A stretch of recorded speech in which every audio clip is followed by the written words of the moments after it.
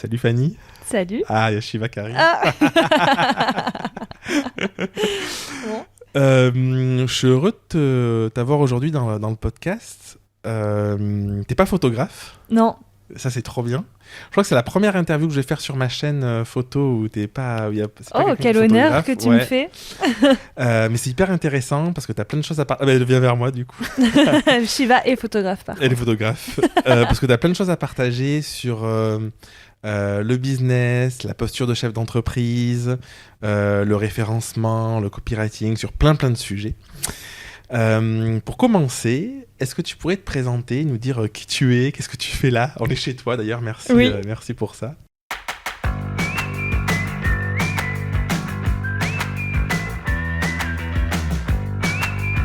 Alors, donc moi, c'est Fanny. Je suis freelance depuis 7 ans, où je suis spécialisée en rédaction de contenu pour le référencement naturel, donc pour le SEO, et pour le marketing, donc des contenus plus axés vente, branding, etc. Et j'ai aussi une petite partie coaching dans mon activité, que je faisais jusqu'à présent sous la gouverne de Live Mentor, puisque j'étais mentor sur les tu m'avais formations dit, ouais. SEO et copywriting. Et l'année dernière, j'ai pris la décision de stopper pour faire du coaching sous ma gouverne à moi, Fanny Trop bien. Cayazo. De voler par tes propres ailes. Oui, c'est dur. Mais voilà. Et à côté de ça, je fais aussi de l'investissement immobilier, où Ok. j'achète des appartements tout pourris, que je rénove et que je mets en location. Trop bien. Du coup, en off, là, quand on préparait l'échange, tu me disais que c'était pour toi hyper important d'avoir cette posture de chef d'entreprise. Est-ce que tu pourrais nous en parler un peu? Parce que du coup, je pense qu'il y a beaucoup de photographes qui sont dans ce truc de je me lance dans la photo, ça fait quelques années. Ce que je kiffe, c'est faire des photos. Bon, ça, c'est le cœur du métier, ce qui paraît logique, tu vois. Et en même temps, qui ont du mal à se dire, peut-être, allez, il faut y aller, il faut prendre une posture, prendre de la hauteur, peut-être prendre une posture où c'est pas juste faire des photos, c'est peut-être 10, 15, 20%, je sais pas, de mon activité. Il y a tout plein d'autres trucs qui existent. Et comment on accepte ça? Comment on en prend conscience? Comment on y va? Alors, comment on y va? Je ne sais pas. Par contre, comment on en prend conscience? C'est très simple. C'est les factures que tu fais à la fin du mois, quoi. Enfin, pour moi, c'est relativement lié. En off, on faisait le parallèle avec les rédacteurs, où je trouve que les photographes et les rédacteurs se ressemblent beaucoup, puisque allez, 70%, 80% des rédacteurs aujourd'hui, c'est des gens qui se sont reconvertis. Ouais, bah oui, c'est souvent le cas aussi des photographes. Ouais. C'est souvent des gens qui sont en reconversion professionnelle et qui font ça par passion pour l'amour des mots et l'amour de l'écriture. Moi, honnêtement, j'ai fait ça parce que c'était enfin, j'avais besoin. À la base, je voulais pas du tout être freelance. Je voulais développer une start-up Ok. et j'avais besoin de rentrer de l'argent. Donc, la première compétence que j'ai pu vendre, c'était l'écriture, accès SEO, et j'ai fait ça comme ça, tu vois. Ah, c'est marrant. Donc moi, ouais. j'ai pas du tout fait ça par l'amour des mots, d'écrire. Je ne lis jamais. Je ne Ah, lis c'est pas. intéressant. Tu vois. Du coup, est-ce que tu penses que ça t'a aidé à être moins attaché émotionnellement au sujet pour aller vers une démarche plus entrepreneuriale? Eh ben, je m'étais jamais posé la question, mais je crois que oui, ouais, carrément. Carrément, parce que en fait, la compétence, pour moi, c'était un produit, quoi, tu vois, et c'est un truc que tu vends. Et à partir du moment, même si t'es passionné par ça, et alors, faut savoir que dans les métiers liés à la rédaction, donc que ce soit le rédacteur web, le copywriter, etc., et je pense que finalement, le photographe, ça doit être la même chose, tu vas me dire, hein, mais ce sont des métiers qui n'ont rien à voir avec l'écriture. Moi, en tout cas, dans mon cas, Ouais. si t'es vraiment passionné par l'écriture, lance-toi dans le roman. Ouais. Bah, c'est vrai que c'est très différent de faire des photos perso où en fait tu les fais sans enjeu, de photos où tu deviens photographe pro, où derrière l'enjeu c'est satisfaire un client, répondre à son besoin, mettre en place une démarche photographique où du coup tu vas te questionner sur du posing, de comment tu crées des émotions, tout ça, et tu sors juste de hop, je fais des photos pour le plaisir, quoi. Donc, ouais. Mais nous, en tout cas, dans la sphère rédaction, copywriting et tout, c'est pas des métiers qui sont en lien avec l'écriture. L'écriture est un outil, mais ce qu'on fait vraiment, c'est du marketing. Que ce soit en SEO ou en SEO, c'est du marketing digital.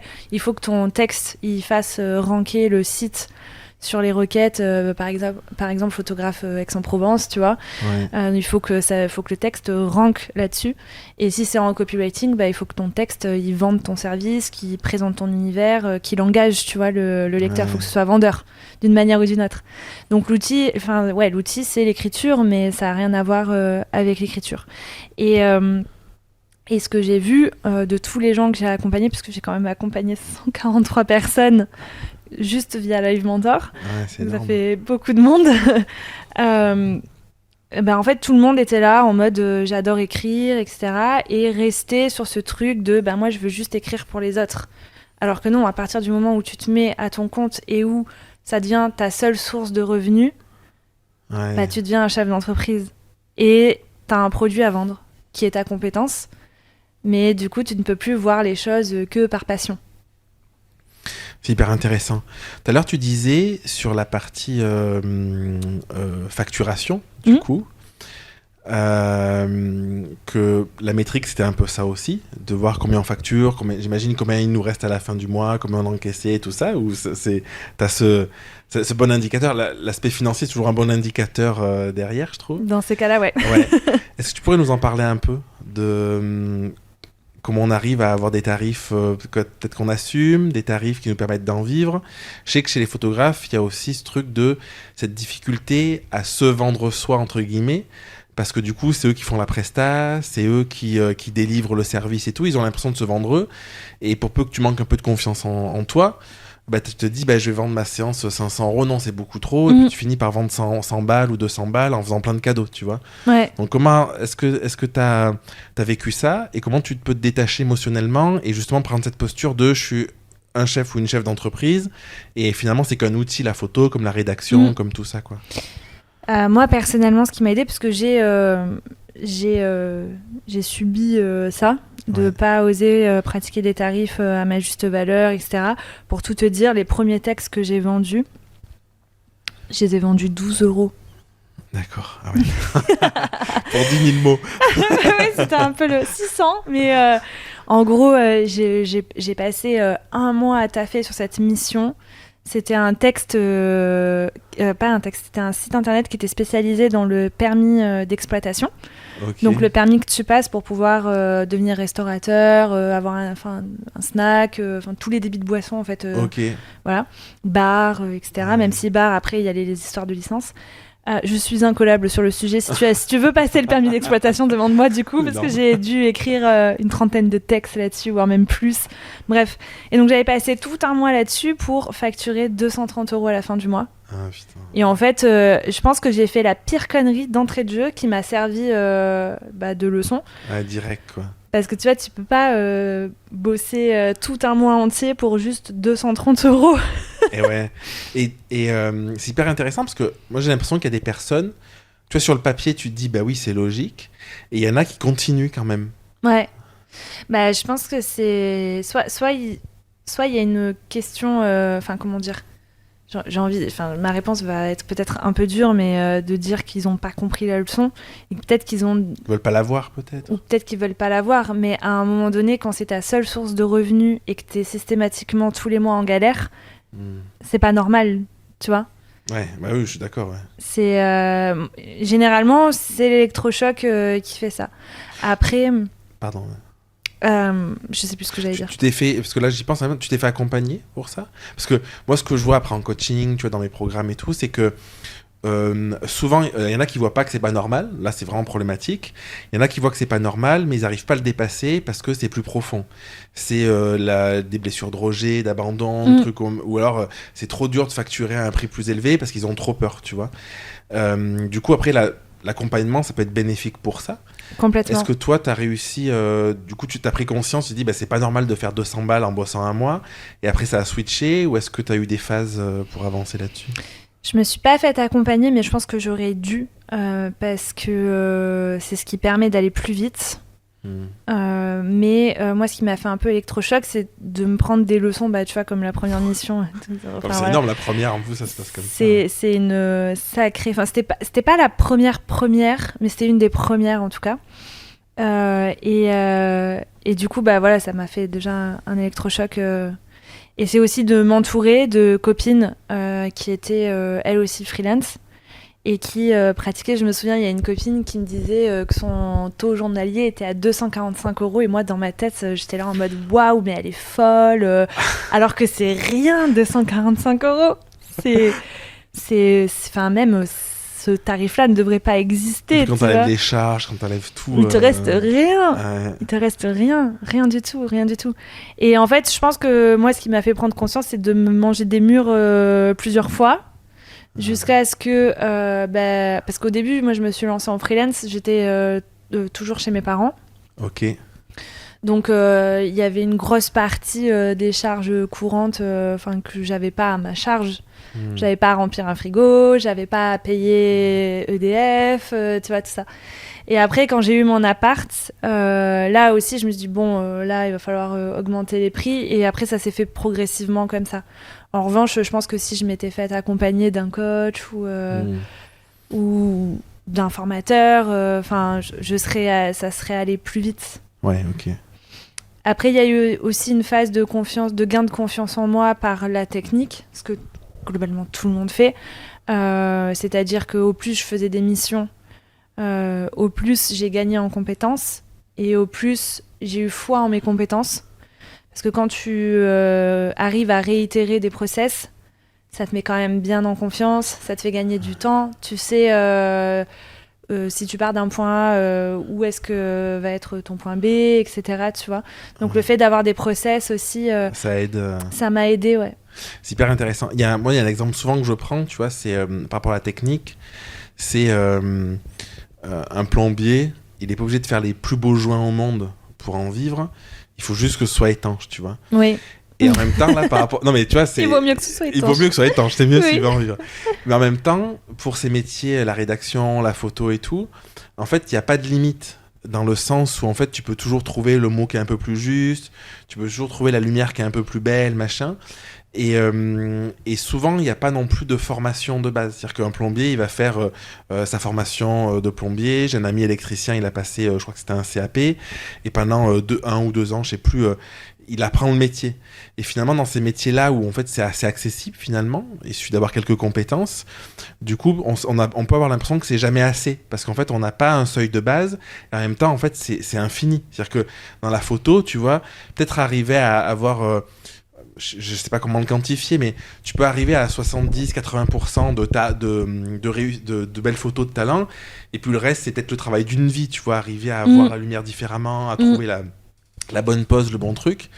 Et du coup, je me dis, ça peut peut-être impacter aussi le business. On a l'impression que c'est jamais assez bien techniquement, parce qu'on n'a pas de seuil. On va se comparer sur les réseaux, on se dit, lui, il écrit mieux que moi, ou il fait des photos mieux que moi et tout. Et du coup, ça limite peut-être aussi la capacité à avoir cette confiance-là. Ouais, mais alors dans ces cas-là, il faut se référer à une seule chose, le client. Ouais. Peut-être que le client, il s'en contre-fou de telle lumière et tout. Lui, tout ce qu'il veut, c'est une photo qui lui plaise. Et si pour toi, la photo, elle est pourrie, ce que t'as fait, c'est pas ouf parce que t'as pas utilisé toute la technique dont tu es capable. Si le client est content et qu'il est ravi de te l'acheter. Ouais. Mais moi, je suis d'accord. Tu vois ? C'est arrêter d'être tourné un peu vers soi et d'aller, comme tu dis, tu vois, vers le client, vers ses besoins, vers sa satisfaction et tout. Moi, il y a un truc qui m'a énormément aidée, notamment dans le... Elle me fait trop rire. La petite truffe qui dépasse. Vous voyez pas là, mais il y a le chat qui est collé sous une table qui fait 10 cm de hauteur. Il y a que le nez qui dépasse. Mais du coup, elle m'a déconcentrée. Donc, je disais, il y a un truc qui m'a énormément aidée, notamment dans toute la partie coaching et formation. Mais ça m'a aussi aidée dans la partie prestation de service pure et dure. C'est de me dire que, quoi qu'il arrive, j'en saurai toujours plus que mon client. Et mon client n'a pas besoin de savoir tout ce que moi, je sais. C'est très juste, ouais. Tu vois, si je sais pas, si quelqu'un... c'est pas le syndrome de l'expert? Ah, peut-être. On dit pas ça parfois. Je sais pas si c'est exactement ça, mais ce truc où en fait, quand t'es expert dans un domaine, tu crois qu'en fait tout le monde est expert de ce domaine parce que ça te paraît, tu l'as appris, ça te Trop paraît simple. Ouais. Alors que tu sais, c'est cette théorie, on dit tu lis 3 livres sur un domaine, t'en sais plus que 99% de la Ouais. population, tu vois. Ouais. Et du coup, c'est un truc auquel il faut faire attention parce que c'est pas parce que tu connais très bien un sujet Que tout le monde que le tout connaît. le monde le connaît. Mm. Et c'est très juste, tu vois, tu t'es pas photographe, mais en fait, tes clients, moi je l'ai vu tout le temps, en mariage, en séance couple, tout ça. Toi, t'as des photos, tu dis, ah putain, je suis trop refait, c'est incroyable, tout ça. Tu leur demandes celle qu'ils préfèrent, c'est toujours la photo toute pourrie où la lumière elle est dégueulasse et tout, mais ça leur rappelle un souvenir, ils ont une mimique qu'ils aiment bien chez l'un ou chez l'autre ou quoi, tu vois. Ouais. Et ça, c'est marquant parce qu'en fait, t'as deux choses. T'as ta satisfaction personnelle et la satisfaction de ton client. Et dans un business, a priori, c'est le client qui prime, c'est ouais. le client, ouais. Après, si vraiment tu veux te faire des kiffs et tout, bah lance des projets perso à côté, quoi. Ouais, c'est ça. Tu vois, c'est comme les rédacteurs, écris un livre, fais ton propre blog, fais un truc pour toi. Mais quand tu vends ta prestation de service, la personne que tu dois satisfaire, c'est pas toi, c'est la personne qui paye ton service, quoi. Ouais. C'est quoi ta relation à l'argent? Ah. Sujet. Je suis en train de la travailler. Tout à l'heure, je te disais que je m'étais rendu compte que j'avais peur de manquer d'argent. Ouais. Et là, j'essaye de me détacher de ça. Après, ma relation à l'argent, je pense pas être quelqu'un de matérialiste du tout. D'ailleurs, tu peux aller ouvrir mes placards, tu verras que ça... C'est vide. C'est pas vide, mais il n'y a pas trop d'affaires. Ok. Je suis pas en mode à vouloir des trucs chers ou je m'en fous de tout ça. Mais pour moi, l'argent, c'est la tranquillité. Tu vois, j'aime pas compter. J'aime pas devoir compter. Pas regarder, Ouais. faire ce que tu veux quand tu veux. Ouais. Après, bon, forcément, je compte parce que je suis pas au stade où... tu vois. On claque. Ouais. Mais... Parce que ça existe en plus. Parce que, tu vois, je me dis toujours, en fait, quand tu augmentes en revenus, souvent tu fais augmenter ton niveau de vie ou tes besoins, Ouais. et du coup, tu as toujours ce truc-là, quoi. Ouais. Ouais, probablement. Après, moi, c'est plus une monnaie d'échange contre la tranquillité, quoi. Tu vois. Ok. Et du coup, quel impact ça a sur ta vision de ton entreprise, sur comment tu factures, comment tu mets tout ça en place? Moi, je sais que pendant longtemps, la peur de manquer d'argent, etc., ça m'a fait rester dans un modèle qui me convenait pas. Ah. C'était peut-être pas la question, la réponse que tu espérais. Non, mais c'est intéressant. Et donc, du coup... C'est-à-dire, tu peux préciser un peu? Je gardais des contrats qui me saoulaient. Il y a eu pendant longtemps où, avec des clients, je n'osais pas augmenter les prix alors que j'aurais dû. Ok. Par peur de me dire, ouais, mais si le client il dit non, je vais le perdre. Et ouais. Tu vois. Alors que je me suis rendu compte que c'était vraiment une connerie monumentale. Que si tu estimes que tu dois augmenter tes tarifs parce que quand tu fais tes calculs, tu t'y retrouves pas, tu as plutôt intérêt à laisser ce client s'il veut pas accepter le nouveau tarif et à aller trouver des clients qui te payent mieux. Que de rester dans un truc qui te convient pas. Et pareil pour les missions qui sont pas...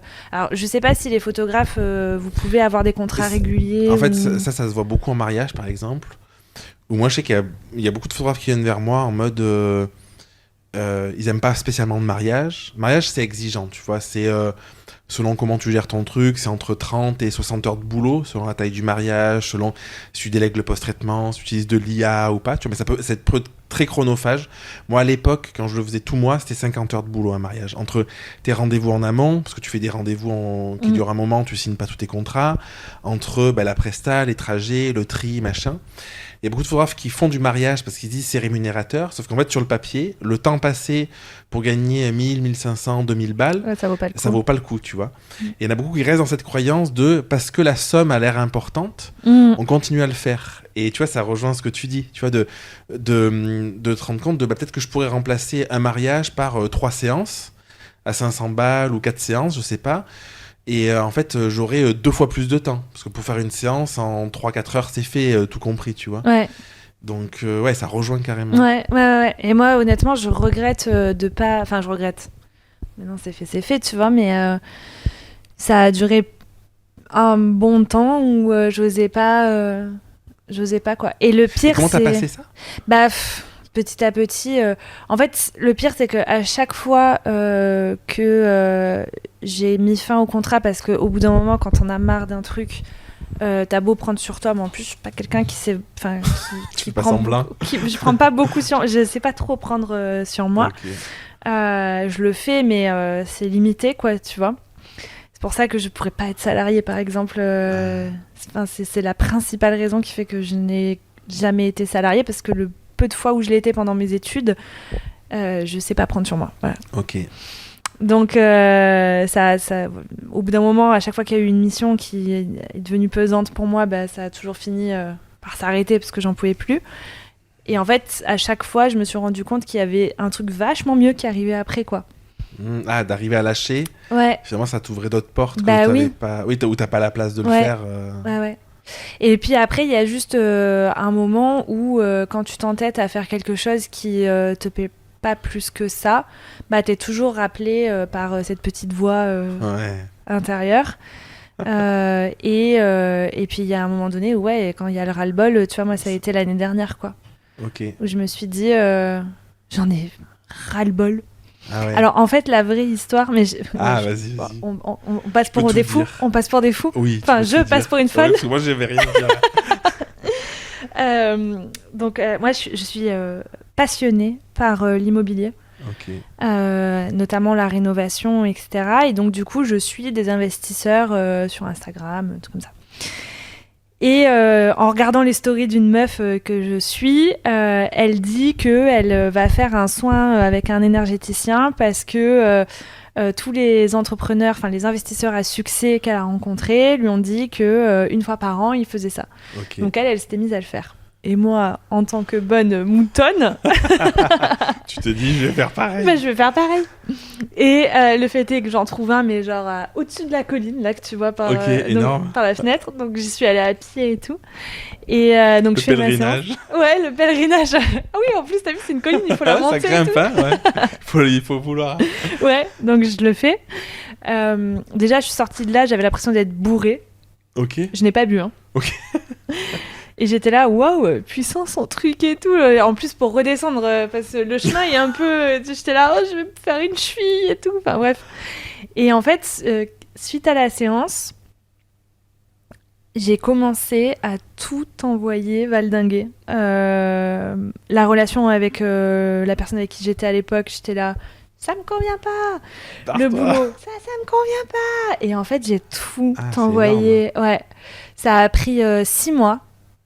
Mais tout y est passé, quoi. Tu penses que c'est...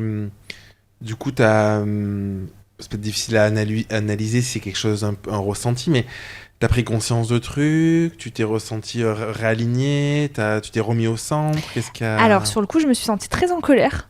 Ok. D'avoir fait ça ou... L'émotion qui est venue après la séance, c'est... alors, au début, la sensation d'être bourrée, mais quelques jours après, d'être très en colère. Ok. Et gros ras-le-bol. Ok. Et en fait, c'est une amie qui m'a dit, mais en fait, il t'a juste réaligné. Parce que je commençais à dire, mais qu'est-ce qu'il m'a fait, ce mec? Ouais, c'est pas possible. Je suis pas dans mon état normal. Ouais, c'est pas possible de tout remettre et d'être saoulée partout comme ça. Et une amie m'a dit, bah en fait, il t'a réaligné. Et je pense que c'était le cas, quoi. Tu vois, il m'a réaligné. Et du coup, quand tu refoules...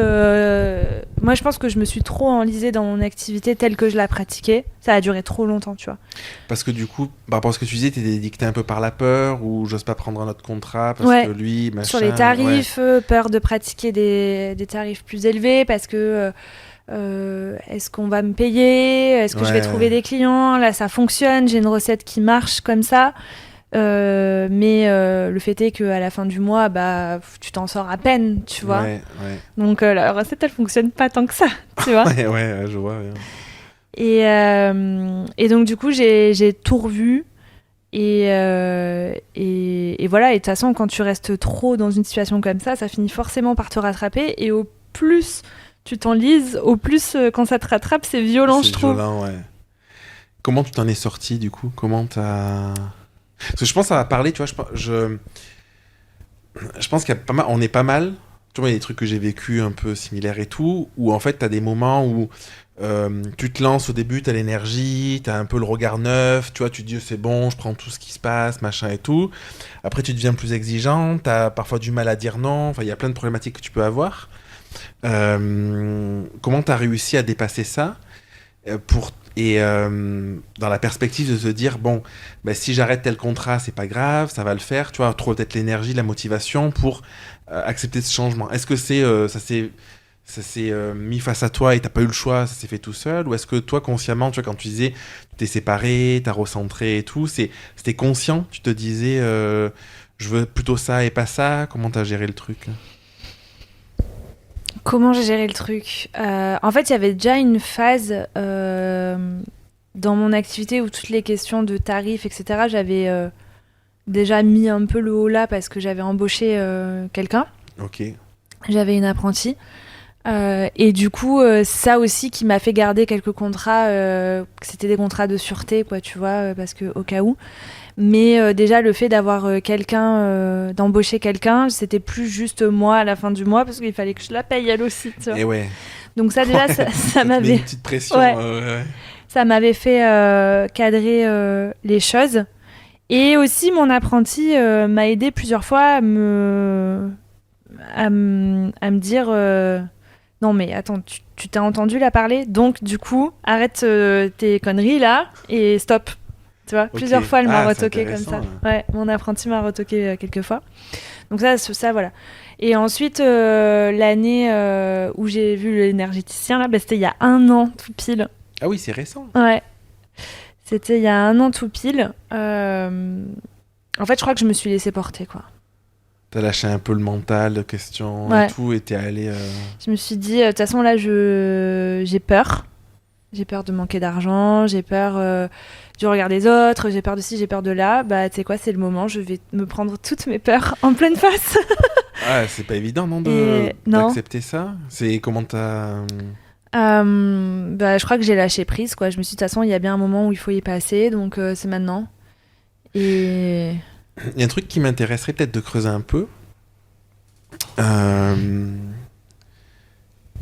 Souvent, j'ai le sentiment que l'être humain, de manière générale, est obligé d'être vraiment face au mur, voire carrément dans le mur, avant de se questionner. Et j'ai l'impression que souvent, il faut être plusieurs fois dans ce mur avant de se questionner. Qu'est-ce qui, selon toi, fait qu'à un moment, tu te dis, j'en ai marre de ce mur, donc tu t'arrêtes avant, et tu te dis, ben, je vais lâcher les peurs, tout ce que tu dis, tu vois, et du coup, qu'il y ait une réaction comment dire, qui est pas commune, mais qui paraît assez bénéfique finalement, d'être pas au fond du trou, d'être pas bien, et de se dire avant que ça arrive, bah, c'est pas ça que je veux, c'est ça et tout. Comment tu... qu'est-ce que tu as vécu? Est-ce que ça te parle? Tu vois, qu'est-ce que tu as fait pour justement arriver à plus être dans ce truc-là, à plus être en réaction à ce qui te passait et arriver à lâcher bah, tout ce que tu dis, ces peurs, ces questionnements, tout ça? Il y a une phrase qu'on m'a dite hors contexte total. On m'a dit ça parce que je me plaignais de mes relations amoureuses. Et on m'a dit... Enfin, je me plaignais de mes non-relations amoureuses. Je rencontrais personne, etc. Et un pote m'a dit, Fanny, il faut faire confiance en ce qui peut arriver. Ah. Et j'ai pris ce mindset-là, et effectivement, quelques temps après, j'ai rencontré quelqu'un avec qui ça n'a pas fait sur la durée, mais une relation très chouette, etc. Et là, je me suis dit, bah, tu sais quoi, je vais faire pareil, en fait. Je vais faire confiance en ce qui peut arriver. Donc là, c'est le moment où il faut nettoyer. Ouais. Donc on sort les balais, l'aspirateur, on sort tout ce qu'il faut pour nettoyer. Ça va pas être agréable, mais voilà. Et on fait confiance en ce qui peut arriver, quoi. Ok. Et maintenant, elle ressemble à quoi ta vie, du coup? Maintenant, je suis en pleine construction. J'ai le sentiment de repartir de zéro, mais parce que c'est le cas, j'ai décidé de changer d'activité, donc je repars de zéro. Je fais confiance en ce qui peut arriver et j'essaye de me concentrer sur les bonnes actions et pas sur des actions où en fait tu fais ça juste pour gagner du temps et pas te confronter à ce que tu dois faire, tu vois. Ça, c'est du ressenti. Tu te dis, ah non, là, c'est... Aujourd'hui, par exemple, tu te dis, non, finalement, là, c'est pas le bon projet ou... Non, c'est plus que je me dis, qu'est-ce que je peux faire aujourd'hui pour atteindre mon objectif, Ok. tu vois. Tu te fais une vision, t'as une vision d'où tu veux aller, de ce que tu veux mettre en place, t'as un tableau de visualisation, des objectifs très précis, comment... J'ai pas fait de tableau de visualisation. J'ai des objectifs sur du long terme. Et j'essaye de me fixer des petits objectifs mensuels, etc. Mais j'ai rien de noté. J'ai rien de noté, non. Ok. Je devrais peut-être le faire. Je sais pas. Je sais pas non plus. Moi, je pense que ça vaut le coup d'afficher, de noter, de l'imprimer des trucs et tout. Moi, j'y crois vachement. Parce que du coup, ça te le met dans la conscience, un peu, où tu le vois régulièrement et tu le perds pas à l'esprit, quoi. Par contre, je sais que tous les jours, je me répète mon objectif, tu vois, plusieurs fois Ok. dans la journée. Ouais. Ah, c'est intéressant. T'as Ouais. des mantras un peu que tu te répètes régulièrement? Des mantras, non, à part fais confiance en ce qui peut arriver. Ok. Et plus tard, tu te diras merci. Ah, ok. Ouais. Ça, je m'en rends compte, enfin, surtout avec l'immobilier. Donc, moi, actuellement, j'ai 4 appartements. Ok. Et je compte pas m'arrêter à 4. J'aimerais en avoir plus. Et en fait, régulièrement sur Instagram, je partage quand on fait les travaux, etc. Et en fait, ce qu'il faut savoir, c'est que donc sur les 3 appartements que j'ai rénovés ces dernières années, j'ai enchaîné en fait 3 ans où pendant 6 mois dans l'année, j'ai pas de week-end parce que les week-ends, je suis sur le chantier à rénover. Ah oui, d'accord. J'allais te dire comment tu gères les deux activités, quoi, finalement. Bah, le week-end. Ok. Le week-end, tu vas rénover et on fait ça globalement en famille. Mon père vient m'aider. Bon, avec mon frère, on a fait une SCI tous les deux et sa femme surtout. Et donc pendant 3 ans, tous les 6 mois, j'étais en train de rénover. Donc c'est dur, tu vois, parce qu'au bout d'un moment, tu t'es fatigué, quoi. Ouais. T'es fatigué, donc je partage ça sur Instagram et puis régulièrement t'as des galères Ouais, j'imagine. avec l'immobilier, un chauffe-eau qui pète, un locataire qui te rend l'appart dans un état lamentable, Des fuites. ouais, des fuites, parfois des fuites miraculeuses, tu ne sais pas d'où ça vient. Enfin voilà, mais après t'as des périodes aussi, des longues périodes, tu vois, là ça fait un moment où on n'est pas du tout embêté par les apparts, ça tourne, tout va bien quoi. Mais parfois il y a des... Voilà. Et donc je partage ça sur Instagram et souvent j'ai le commentaire de putain, l'immobilier ça me tente, mais je vois quand même toutes les galères que c'est et du coup ça me déchauffe. Ok. Et moi ça me fait vraiment dire que dans 20 ans je me dirais mais merci meuf d'avoir enchaîné D'avoir 6 dépassé mois ça de et travaux. maintenant, quoi. Ouais. Ouais. Parce qu'en fait moi actuellement j'ai que ça à foutre aujourd'hui, tu vois, j'ai pas de mari, j'ai pas d'enfant, j'ai que ça à foutre d'aller rénover des apparts le week-end. Ouais, et puis en même temps, c'est un bon pari sur l'avenir, quoi. Dans 20 ans, quand je vais tout revendre, ou quand Ouais. j'aurai plus de Quand t'auras crédit, ouais, ou t'as tu tes vois, rentes et tout, après, ouais, c'est énorme. Ouais. je serais hyper contente d'avoir fait ça, quoi. C'est sûr. Et c'est pareil pour aujourd'hui, dans le fait d'avoir fait tout valdinguer, d'avoir m'être séparée de plein de clients, de plus vouloir, de vouloir changer d'activité, quoi. Ouais. Alors c'est vrai que je repars de zéro. C'est dur mentalement par rapport aux revenus parce que, on se disait tout à l'heure, pas dans cette conversation-là, mais dans une autre, que l'année 2022, moi, c'est une année où j'ai hyper bien gagné ma vie, tu vois. Et là, je repars sur un revenu beaucoup plus modeste parce que je suis en transition, quoi. Ouais. J'évince une clientèle pour en prendre une nouvelle. Ouais, c'est pas évident. Ouais.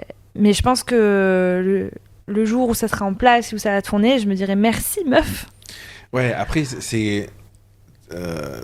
les problèmes, ils nous paraissent toujours énormes quand on est en train de les vivre. Et puis, plus le temps passe, et plus ils se réduisent, et plus ça nous paraît insignifiant parce que c'est passé, quoi. Puis c'est surtout qu'après coup, une fois que les choses sont en place et que ça tourne et tout, t'es content, quoi. Ouais, il n'y a plus de problème. J'aimerais qu'on parle de notre sujet. Dans la photo, souvent, moi c'était mon cas à une époque, tu vois. Tu fais des jolies images et tu penses que juste montrer des images, ça va suffire, tu vois. Après, tu t'intéresses au business, tu vois que en fait, le référencement naturel, ça peut être hyper intéressant, la rédaction, le copywriting, la rédaction persuasive aussi, tout ça. Euh, Selon toi, parce que je sais que tu as travaillé avec plein de personnes, qu'est-ce que ça change de s'intéresser à ces sujets qui sont être bien référencé, savoir écrire, et pas juste écrire un joli texte, mais aussi écrire dans le marketing pour la vente, pour optimiser des conversions, pour que ton client il a envie de te contacter, de signer des contrats. Qu'est-ce que ça change en fait de se former à tout ça et de prendre le temps d'avoir une vision plus business pour revenir à ce qu'on disait au début, on est chef d'entreprise, donc c'est pas que notre cœur de métier, c'est pas que l'outil photo, par exemple pour les photographes, ça peut être d'autres outils qui sont hyper complémentaires et qui vont aider le marketing, la vente, tout ça. Plus de clients. Ok. Voilà, c'est simple. Allez, au revoir. Plus de clients. Moi, j'aime beaucoup le référencement parce que ça a été une source d'acquisition formidable pour moi. J'ai eu énormément de clients grâce à mon site internet et notamment des clients hyper connus ou tu vois des gros clients quoi. Ok. Mon site internet m'a ramené je ne sais pas combien de milliers d'euros mais il m'a ramené beaucoup d'argent. Ok. Et ce qui est génial avec le référencement c'est que ton site il travaille à ta place quoi. Contrairement aux réseaux sociaux où tu as besoin d'utiliser ton temps tous les jours, quoi. Bah ouais. Ouais. Et ton site après attention ça se fait pas non plus sans rien faire mais une fois que c'est en place tu fais ton entretien régulièrement et t'as des leads toutes les semaines, quoi. Ouais, c'est énorme. Mais ça change tout, du coup. Bah oui. Ouais. Du coup, toi, tu disais que tu avais, dans ton rapport à l'argent, tu avais un peu cette peur, tout ça. Est-ce que le fait, à un moment, d'avoir structuré ton activité pour avoir des leads réguliers et tout ça, ça a été aussi une solution pour affronter ces peurs que tu pouvais avoir et peut-être cette peur de ne pas avoir de contrat et d'arriver à passer à un nouveau contrat, parce que quand on a un qui arrive, parce que tu es bien référencé, bah, c'est plus facile d'en acheter un autre, quoi. Ouais, carrément. Ouais. Ah oui, carrément. Carrément. Et tu vois, l'année dernière où j'étais en pleine remise en question de tout, etc., j'ai pas entretenu mon site comme j'aurais dû et j'ai perdu. Donc, moi, j'ai toujours été dans les 3 premiers copywriter freelance. Si tu tapais, j'étais dans les 3 premières. Et là, aujourd'hui, je suis toujours en première page. Je me suis en bas de la première page. Ah. Bah, je reçois pas du tout les mêmes. J'ai quasiment plus de demandes via mon Ah site. ouais, Quoi. c'est fou ça. Ok. Ouais, ouais. Donc, c'est. Ah ouais, c'est vraiment une charge mentale en moins, quoi. Parce que tu as un système d'acquisition. Après, il faut pas tout baser là-dessus.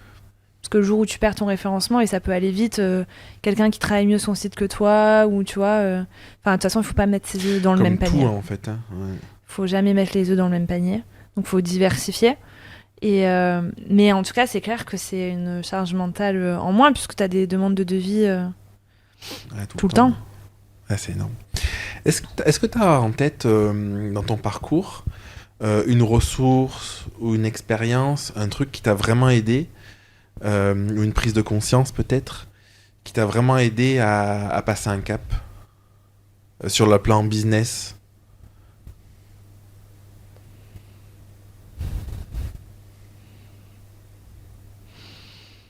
Non, je crois que ce qui m'a fait passer des caps à chaque fois, c'était les envies que je pouvais avoir dans ma vie perso. Tu vois, par exemple, le fait de prendre un cheval en pension, après de redevenir propriétaire d'un cheval, ou tu vois, des trucs que je voulais réaliser dans ma vie perso, ou le fait de vouloir investir dans l'immobilier, et du coup de devoir sécuriser mon activité freelance. Et inversement, tu vois, le fait que j'ai cette mission qui me ramène tant par mois qui tombe, ça m'ouvre les portes de l'investissement, tu vois. Ah, c'est hyper intéressant. Du coup, tu dirais que dans ton business qui alimente ton activité, c'est le lifestyle que tu veux pour toi, quoi, peut-être? Ouais, et puis les envies que tu peux avoir. Moi, j'aime bien penser, donc tu vas me dire si t'es d'accord avec moi ou pas, mais j'aime bien voir mon business comme une extension de moi. Oui, oui, carrément, oui. Et du coup, je pense que à quand on est solopreneur, enfin, à nos niveaux, même à mon avis au-delà, mais c'est sûr. Parce que si ça va pas dans ta tête, si t'es au fond du gouffre, ton business, il marche plus, quoi. Puis même, tu vois, il y a des choses... moi, il y a encore 2 ans de ça, j'étais super contente de mon activité et je voulais pivoter en agence. Ah oui, tu m'avais dit, ouais. Tu vois, aujourd'hui, j'ai plus du tout envie de pivoter en agence. En fait, mon apprentie, après 3 ans de contrat chez moi, elle a fini ses études et elle a embrayé sur une année supplémentaire dans un autre domaine, donc j'ai pas pu la reprendre. Et j'ai décidé d'embaucher personne d'autre parce que je me suis dit non, en fait, je veux revenir à travailler toute seule, quoi. C'est intéressant. Tout à l'heure, on discutait en mangeant, on disait est-ce qu'on manque d'ambition ? Ouais. Avec ce truc-là où je pense je me reconnais dans ce que tu dis, tu vois, où finalement ce qui compte c'est d'avoir une vie agréable, d'avoir ses loisirs, ses plaisirs, de se sentir bien, sentir aligné, enfin on peut mettre tous les mots derrière. Et du coup parfois on peut se dire bah oui mais j'ai pas envie de gagner des centaines de milliers d'euros par mois, de machin. Est-ce que c'est un problème ou pas, tu vois ? Pour toi, comment tu vois les choses par rapport à ça ? Après, je trouve que l'argent, c'est un sujet qui est tellement propre à chacun et personnel. Pareil pour avoir le train de vie, tu vois. Je connais des gens qui ont un train de vie hyper modeste et ils sont hyper heureux comme ça. Et pour rien au monde, ils voudraient changer ça.